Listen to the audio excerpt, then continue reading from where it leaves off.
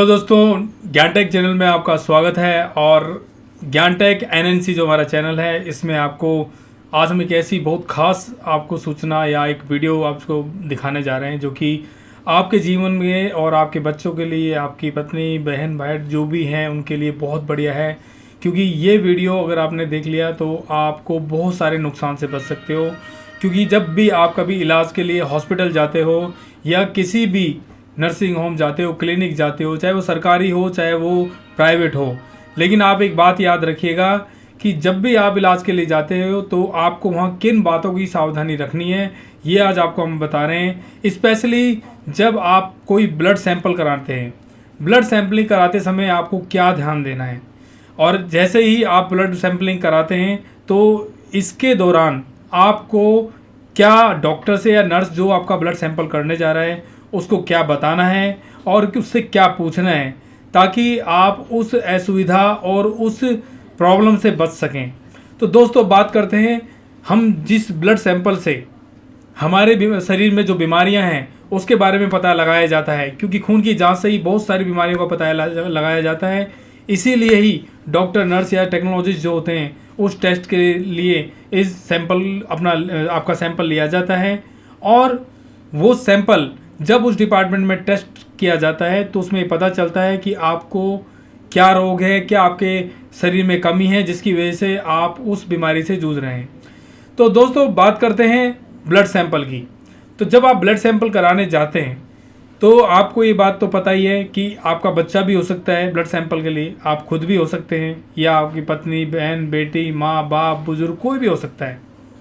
तो जब आप ब्लड सैंपल कराने जा रहे हो तो आप एक बात जान लीजिए कि जब ब्लड सैंपल करा रहे हो तो उनसे ये पूछ लीजिए कि हमारे कितने टेस्ट यहाँ होने हैं। क्योंकि जब आप टेस्ट करा रहे हो ये आपको पता ही नहीं है, क्योंकि सभी लोग मेडिकल लाइन से नहीं होते। यहाँ आधे से ज़्यादा लोग नॉन मेडिकल होते हैं और वो सिर्फ डॉक्टर, नर्स, टेक्नोलॉजिस्ट के भरोसे जाते हैं। उन्हें पूरा भरोसा होता है वो जो बताएंगे वो बिल्कुल हमारे लिए सही बताएंगे, और इसी वजह से वो ज़्यादा सवाल नहीं करते हैं। और कई जगह तो ऐसा होता है कि जब पेशेंट ज़्यादा सवाल करता है तो डॉक्टर उन्हें बात ही नहीं करने देता, बोलता है आप चुप रहिए, मुझे लिखने दीजिए, मुझे बताने दीजिए क्या कर रहा हूँ, जो मैं बोल रहा हूँ वो करिए। तो डॉक्टर्स बहुत सारे ऐसे होते हैं पेशेंट को बोलने नहीं देते, वो बेचारे अपने बारे में बता नहीं पाते हैं। कुछ भाषा की वजह से नहीं बता पाते हैं, क्योंकि ज़्यादातर डॉक्टर्स इंग्लिश में पूछते हैं या अपनी भाषा के अंदर वो बात करते हैं। वजह ये होती है कि जो पेशेंट बिहार से आया है, पंजाब से आया है, उत्तराखंड से आया है, राजस्थान से आया है, वो अपनी बात को रख ही नहीं पाता है। और भले ही लोकल भाषा नहीं, लेकिन हिंदी में भी नहीं बता पाता है, क्योंकि डॉक्टर्स इतने बिजी दिखाते हैं कि उन्हें नेक्स्ट पेशेंट देखना होता है, बस कैसे ना कैसे उस पेशेंट को फ्री करके भगा दिया जाए। और रीज़न ये होता है कि पेशेंट आधी बातें मन में ले जाता है और उसके सिर्फ ब्लड की जांच के ही करके और डॉक्टर अंदाज़ा लगाते हैं कि भाई इसको तो ये प्रॉब्लम है, इसके ब्लड में ये कंटेंट्स की कमी है, इस जो विटामिन्स या इस रसायन की कमी की वजह से इसको बीमारी है। लेकिन वो पेशेंट से अच्छे से बात नहीं कर पाते हैं, पेशेंट्स को सुन नहीं पाते, जिसकी वजह से क्या होता है कि डायग्नोज हमेशा 50% होता है। अगर पेशेंट की काउंसलिंग अच्छे से हो जाए या उससे अच्छे से बात की जाए तो हो सकता है कि पेशेंट से जब बताई गई चीज़ होगी उससे डॉक्टर तरीके से मेडिसिन लिखेगा, और जब वो सुनेगा तो उस अपनी ओपीडी कार्ड में भी उसको अच्छे से लिखेगा। और जब वो ब्लड टेस्ट की रिपोर्ट आएगी तो उसकी बताई हुई बातें और उसके खान पान की जो हिस्ट्री ली है और ब्लड टेस्ट में जो आई कमी, उससे डॉक्टर एक सटीक मेडिसिन लिख पाएगा और वो बहुत जल्दी ठीक हो सकता है पेशेंट। ऐसे ही हम आपको एक वीडियो दिखाने जा रहे हैं कि देखिए इसमें एक जो टेक्नोलॉजिस्ट है, डॉक्टर है, जो भी नर्स है, वो किस तरीके से जो बच्चा आता है उनके वो ब्लड टेस्ट लेते हैं और किस तरीके से सैम्पलिंग होती है। क्योंकि जब ये आप वीडियो देखेंगे इसके बाद आपको पता चलेगा कि क्या मैं आपको बताना चाह रहा हूँ, और आपको इस वीडियो से भी पता चलेगा। फिर मैं आपको अच्छे से एक्सप्लेन करके और बताऊंगा और आप इससे सतर्क हो जाएंगे, और भविष्य में आपके साथ कोई भी ऐसे, चाहे वो डॉक्टर हो, टेक्नोलॉजिस्ट हो या फिर कोई नर्स हो, इस तरह से आपके साथ नहीं कर पाएंगे, चाहे आप गवर्नमेंट हॉस्पिटल में जाएँ, चाहे प्राइवेट में जाएँ, क्लिनिक, नर्सिंग होम। तो चलिए दोस्तों ये वीडियो देखते हैं, इस वीडियो में क्या हो रहा है। चलो बैठो। हाँ जी मैम बताओ। मेरे ये 2 अलग अलग डिपार्टमेंट से। आपके ये दोनों टेस्ट आपको LFT KFT आपका इससे एक टेस्ट हो गया है ना? हाँ, एक टेस्ट हो गया। CBC आपका दूसरा टेस्ट आपने ये दूसरे डिपार्टमेंट में करवाया। हाँ। तो अब जो आपका ये सीलेक्ट का TTG वाला ये टेस्ट है, तो ये मैं कहाँ से मैं करूँगी? अब आपकी ये एक ही सुई से नहीं किया ना, एक यहाँ से भी आपका LFT KFT वाला मतलब टेस्ट कर दिया, यहाँ से CBC वाला टेस्ट कर दिया। अब आपको ना TTG के वाले टेस्ट के लिए मेरे को अगले हफ्ते की वो देनी होगी डेट, ठीक है? अगले हफ्ते की मैं इसके लिए आपको डेट दूंगी, तो अगले हफ्ते आप आना और वो वाला TTG वाला टेस्ट कराना, क्योंकि अब यहाँ से भी टेस्ट कर दिया और यहाँ से भी कर दिया, मैं कहाँ से करूँगी? ठीक है, अब अगले हफ्ते आना और ये वाला टेस्ट कराऊंगा अगले हफ्ते आना, ठीक है? जाओ।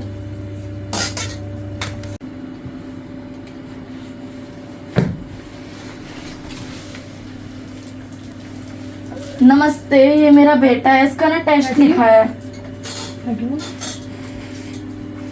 कौन सा टेस्ट लिखा है? इसका TTG टेस्ट लिखा है, सिसिलियट का, है ना? तो इसने अभी तो LFT KFT इसने दो टेस्ट तो यहाँ से करवा दिए, ठीक है? 2 टेस्ट इसने यहाँ से CBC वाला मतलब करवा लिया।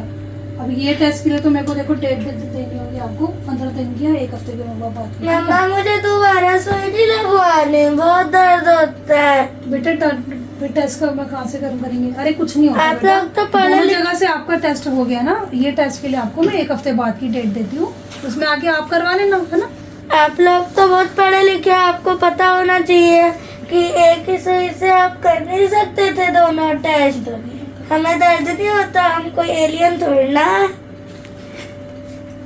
और मैडम जी, हम इतनी दूर से भी आए, फिर राजस्थान से बार बार तो आएंगे नहीं। बार बार मैं अपने स्कूल की छुट्टी थोड़ी ना करूँगा। देखो, हमारा काम तो देखो टेस्ट का एक रिपोर्ट आगे भेजना होता है। अब मैं टेस्ट कहाँ से करूँगी? आप खुद देखिए, एक ही टेस्ट है, आप 1 हफ्ते बाद आ जाइए। ज़्यादा से ज़्यादा मैं 4 दिन लिखती हूँ, 4 दिन बाद आके आप टेस्ट करवा लीजिए, है ना? तो मैं आपका लिख देती हूँ, तो आप 4 दिन बाद आके ये टेस्ट करवा लो, ठीक है? लो।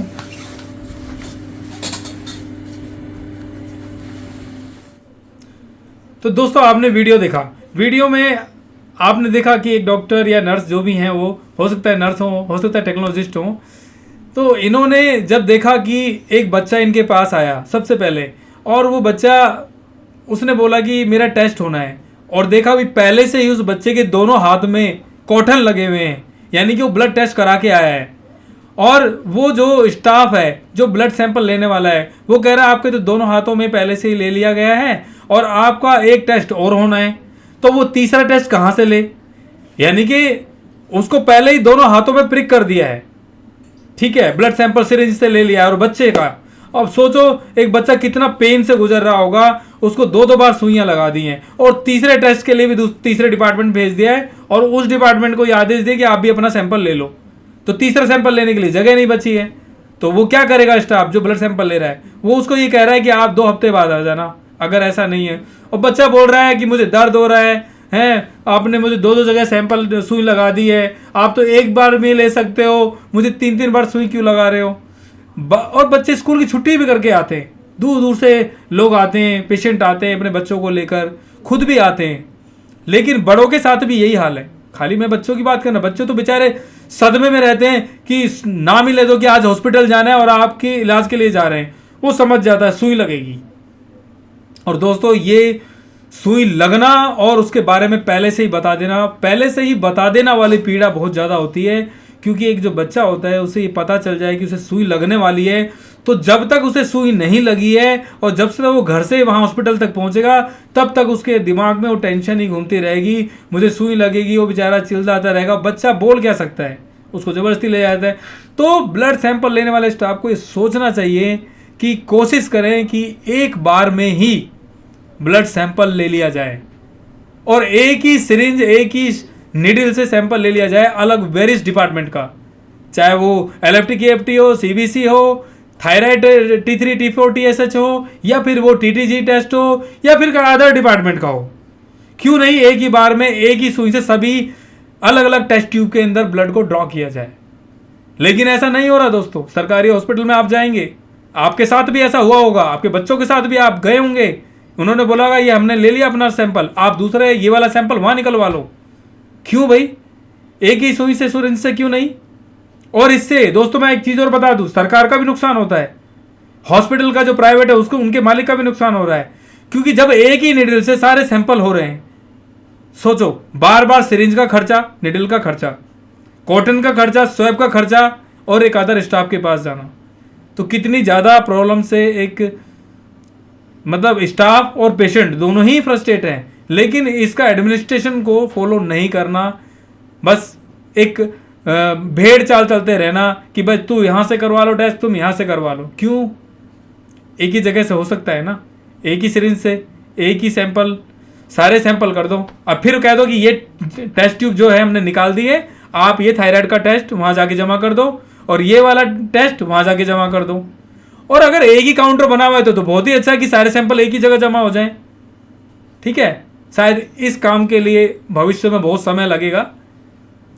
हो सकता है हमारा वीडियो देख के कोई बुद्धिजीवी, समझदार, बहुत बड़ी पोस्ट पे बैठे हुए जो सरकार तक या प्राइवेट ओनर्स जो हैं हॉस्पिटल्स के, वो देखें और इसमें बदलाव करें।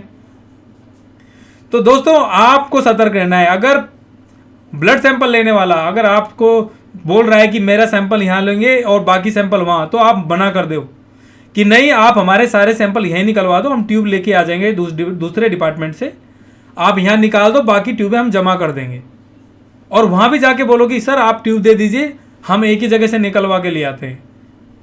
तो आप ऐसा बोलेंगे, हो सकता है उसके दिमाग की बत्ती जल जाए ब्लड सैंपल लेने वाले की, और वो हो सकता है कि कर दे एक ही सुई से आपका सैंपल और बोल दे कि ठीक है भाई आप ये जमा करा दीजिए। तो दोस्तों ये बहुत ज़रूरी था जो मैं आपको वीडियो भेज रहा हूँ, क्योंकि बच्चे हो, बुजुर्ग हो, चाहे आप खुद हो, दो दो सुइयाँ लगवा के तीसरी सुई की जगह नहीं है, 2 हफ्ते का फिर टाइम लोगे, फिर सुई लगवाने आओगे, बार बार प्रिक कराना भी बॉडी में अच्छी बात नहीं है, ये भी मेडिकल हेल्थ के अगेंस्ट है। आप चाहे इसके बारे में चेक करिए। बच्चों के लिए तो स्कैरी होता है एक तरीके से, उनमें डर बैठ जाता है इंजेक्शन सिरिंज का। क्यों नहीं एक ही सुई से करें, करना चाहिए।